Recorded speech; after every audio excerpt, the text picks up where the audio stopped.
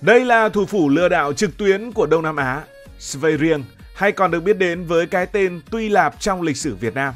Một vùng đất từng thuộc về nước Đại Nam, nay là một tỉnh của Campuchia và đang mang một biệt danh không mấy tự hào, thủ phủ lừa đảo. Svay Rieng là một tỉnh nằm ở phía đông nam của Campuchia, giáp ranh với tỉnh Tây Ninh mới, trước đây là Tây Ninh và Long An. Phía bắc và phía tây của Svay Rieng giáp với tỉnh Prey Veng cũng của Campuchia. Nếu bạn nhìn vào bản đồ, bạn sẽ lập tức nhìn thấy Svay Rieng có một hình dạng rất đặc biệt. Nó giống như một cái mỏ của con vẹt nhô ra lấn sâu vào vùng đất Nam Bộ của Việt Nam. Ở một góc nhìn khác, nó cũng giống như một mũi dao đâm vào lãnh thổ Việt Nam. Chính vì hình dạng này, trong lịch sử, người ta gọi khu vực này là vùng mỏ vẹt. Chỉ cách thành phố Hồ Chí Minh khoảng 60 km, Svay Rieng gần gũi với Việt Nam hơn bạn nghĩ. Tỉnh này có diện tích gần 3.000 km² và dân số khoảng nửa triệu người, một dân số rất khiêm tốn. Tỉnh lỵ cùng tên là Svay Rieng, nhưng thành phố nổi bật nhất phải kể đến Ba Vẹt, nơi nằm ngay sát với cửa khẩu Mộc Bài của Việt Nam. Đây không chỉ là một trung tâm giao thương sôi động như mọi cửa khẩu khác, mà còn là nơi tập trung những khu casino hào nhoáng, thu hút hàng ngàn người Việt Nam qua chơi mỗi ngày. Về địa hình, Svay Rieng gần giống với vùng đồng bằng sông Cửu Long của Việt Nam. Nơi đây chủ yếu là vùng đồng bằng phẳng, có những cánh đồng lúa trải dài bất tận, xen kẽ bởi những con sông nhỏ và những kênh rạch. Hệ thống thủy lợi ở đây khá phát triển, giúp người dân canh tác lúa nước, một điểm tương đồng nữa với nông nghiệp của Nam Bộ. Tuy nhiên, điều làm Svay Rieng đặc biệt chính là vị trí chiến lược của nó. Nằm kẹp giữa Việt Nam và các tỉnh khác của Campuchia, Svay Rieng từ lâu đã là một cửa ngõ giao thương và là một điểm nóng quân sự ở trong lịch sử. Và ngày nay, chính vị trí này đã biến Svay Rieng trở thành trung tâm của những hoạt động mờ ám. Chúng ta sẽ nói chi tiết ở phần sau. Còn ở bề nổi, đây là nơi sinh sống của nhiều cộng đồng dân cư, bao gồm có người Khmer, người Việt và một số nhóm dân tộc thiểu số khác. Người gốc Việt ở đây khá đông, đặc biệt ở gần khu vực cửa khẩu Mộc Bài. Họ sinh sống, làm ăn, duy trì những phong tục văn hóa của Việt Nam như là ăn Tết Nguyên đán hay tổ chức các lễ hội truyền thống.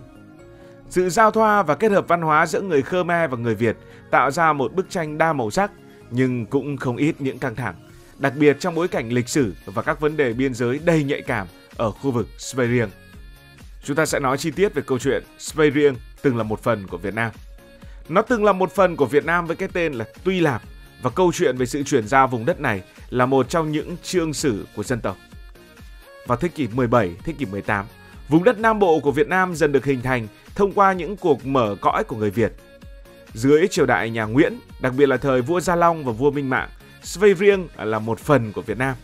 Dưới thời vua Minh Mạng thì chúng ta biết đến Svay Rieng là một phần của Việt Nam, một phần của trấn Tây Thành. Khi đó triều đình Huế gọi nơi này là Tuy Lạp. Tuy Lạp, một cái tên nghe rất Việt Nam. Tuy Lạp không chỉ là một vùng đất biên giới mà còn là một khu vực quan trọng về kinh tế và quân sự của triều đình Huế.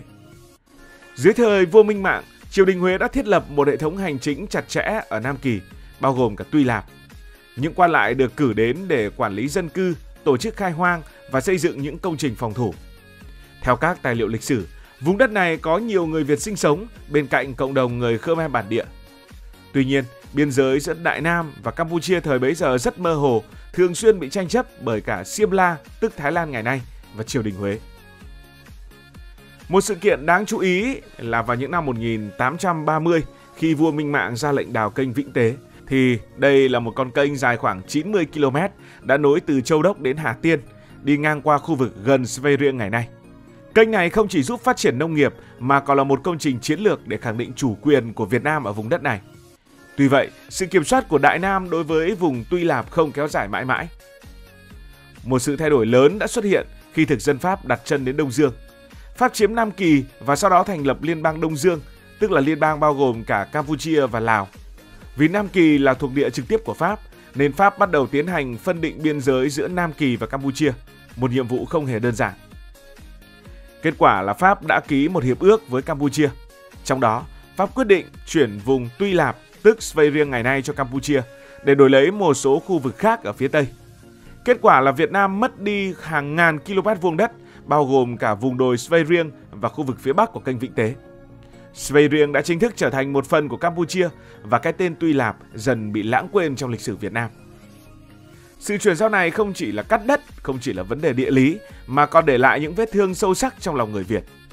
Nhiều người dân ở Nam Kỳ thời bấy giờ xem đây là một sự mất mát quá đau lòng, bởi Tuy Lạp từng là một phần của quê hương họ. Đường biên giới mới với hình dạng mỏ vẹt hay là hình dạng của một chiếc dao cũng đã lấn sâu vào lãnh thổ nước ta, tạo ra nhiều tranh cãi cho đến tận ngày hôm nay. Sang thế kỷ 20, Sveiring tiếp tục là một điểm nóng trong lịch sử. Trong cuộc kháng chiến chống Mỹ, vùng mỏ vẹt của Sveiring trở thành một căn cứ quan trọng của quân giải phóng. Nhờ vị trí sát biên giới, chúng ta thuận lợi xâm nhập vào những vùng của chính quyền Sài Gòn. Địch đã mở một chiến dịch lớn, được gọi là cuộc hành quân Cao Miên, vượt biên giới để tiến vào Sveiring nhưng không thu lại được bất kỳ một điều gì. Sau khi chiến tranh kết thúc vào năm 1975, Sveiring lại trở thành tâm điểm của một cuộc xung đột khác. Dưới chế độ Khmer Đỏ, những lực lượng của Campuchia đã liên tục tấn công các tỉnh biên giới của Việt Nam, bao gồm cả khu vực gần Sveiring, và chúng ta đã buộc phải tự vệ. Để tưởng nhớ sự hy sinh của những chiến sĩ, một tượng đài hữu nghị Việt Nam-Campuchia đã được khởi công xây dựng tại thành phố Sveiring. Đây là biểu tượng của tình hữu nghị giữa hai dân tộc, nhưng cũng là một lời nhắc nhở về những năm tháng đau thương mà hai nước đã phải trải qua. Sveiring trong quá khứ đã đổ máu nhiều lần, còn bây giờ thì Sveiring lại có rất nhiều góc tối. Đây là nơi được cả thế giới biết đến như thủ phủ của lừa đảo trực tuyến tại Campuchia nói riêng và Đông Nam Á nói chung. Bạn có thể bất ngờ, nhưng Sveiring, đặc biệt là thành phố Bà Vẹt, đã trở thành tâm điểm của những hoạt động tội phạm quy mô lớn, khiến cả Việt Nam, Campuchia và cả thế giới phải chú ý. Bà Vẹt là một thành phố nằm ngay sát cửa khẩu Mộc Bài, chỉ cách thành phố Hồ Chí Minh khoảng 60 km, có nghĩa là di chuyển rất nhanh và rất tiện. Đây là một điểm đến quen thuộc của nhiều người Việt, đặc biệt là những ai muốn thử may rủi tại các casino sầm uất như là Macau, Titan King hay là Crown Bà Vẹt. Những khu casino này hoạt động 24/7 với ánh đèn rực rỡ và không khí náo nhiệt, thu hút hàng ngàn lượt khách mỗi ngày. Nhưng đằng sau vẻ hào nhoáng đó là một thế giới đầy nguy hiểm và cạm bẫy. Trong những năm gần đây, Bà Vẹt đã trở thành trung tâm của những tổ chức lừa đảo trực tuyến, hoạt động dưới vỏ bọc của những công ty công nghệ, những trung tâm tổng đài hay thậm chí là những khu nghỉ dưỡng. Những tổ chức này đã sử dụng mạng xã hội để đăng tin tuyển dụng với những lời hứa hẹn hấp dẫn như là việc nhẹ, lương cao, không cần kinh nghiệm. Nhưng rồi người ta mới thấu hiểu rằng đó thực tế là việc nhẹ vôn cao. Nhiều người trẻ từ Việt Nam, Trung Quốc, Thái Lan và những nước khác đã bị dụ dỗ sang Bà Vẹt, rồi để phát hiện ra mình mắc kẹt trong những trung tâm lừa đảo. Những người bị lừa sang làm việc tại những trung tâm này thường bị giam lỏng, bị tịch thu hộ chiếu và phải làm việc trong điều kiện khắc nghiệt, không khác gì những nô lệ thời hiện đại. Một số người thậm chí bị đe dọa hoặc bị đánh đập nếu cố gắng bỏ trốn. Một số cuộc giải cứu được tiến hành. Những người được giải cứu thường rơi vào hai nhóm. Một là những nạn nhân bị lừa sang làm việc. Hai là những người chủ động sang đây để lừa người khác. Tuy nhiên, vấn đề này thì cũng không dễ giải quyết. Những tổ chức lừa đảo ở Sveiring thường được bảo kê bởi thế lực ngầm, có thể là các nhóm tội phạm quốc tế, hoặc thậm chí chính là những quan chức địa phương tại Campuchia. Dù chính phủ Campuchia đã ra tay, nhưng những trung tâm này vẫn tìm cách lách luật, chuyển địa điểm hoặc hoạt động dưới những hình thức mới. Điều này khiến Sveiring vẫn mang cái mác thủ phủ lừa đảo trong mắt cộng đồng quốc tế. Nhưng ngoài câu chuyện lừa đảo, Sveiring cũng có những khía cạnh tích cực.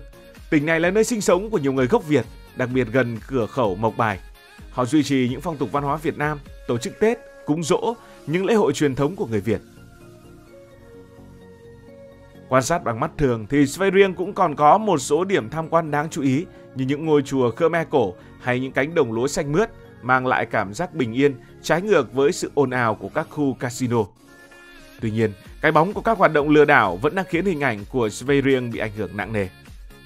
Những sự kiện như vậy cho thấy biên giới không chỉ là địa lý, biên giới không chỉ là lịch sử, biên giới còn liên quan đến văn hóa, liên quan đến tình cảm của hai dân tộc. Việt Nam và Campuchia, dù có mối quan hệ hữu nghị, vẫn cần đối mặt với những thách thức trong việc xây dựng một đường biên giới hòa bình và ổn định, nhất là với những bọn tội phạm ngầm. Câu chuyện của Sveiring cũng cho thấy lịch sử không bao giờ là những trang sách cũ kỹ và khô khan. Những sự kiện như cuộc chuyển giao Tuy Lạp hay chiến tranh biên giới đã để lại những bài học sâu sắc về chủ quyền, hòa bình và những cái bắt tay giữa hai quốc gia. Tượng đài hữu nghị Việt Nam Campuchia tại Sveiring là biểu tượng của sự gắn kết, nhưng cũng là lời nhắc nhở rằng hòa bình luôn là thứ cần được giữ gìn. Cảm ơn vì đã quan tâm theo dõi câu chuyện này. Nếu cảm thấy thú vị, bạn có thể nhấn nút đăng ký kênh, bật chuông thông báo và chia sẻ. Còn bây giờ thì xin được nói lời chào, tạm biệt. Cảm ơn các bạn đã dành sự đồng hành. Cùng Hải Thanh Story đi qua những vùng đất,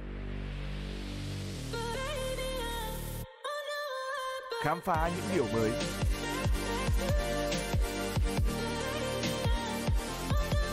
Đừng ngần ngại, hãy để lại những góp ý và xin được hẹn gặp lại.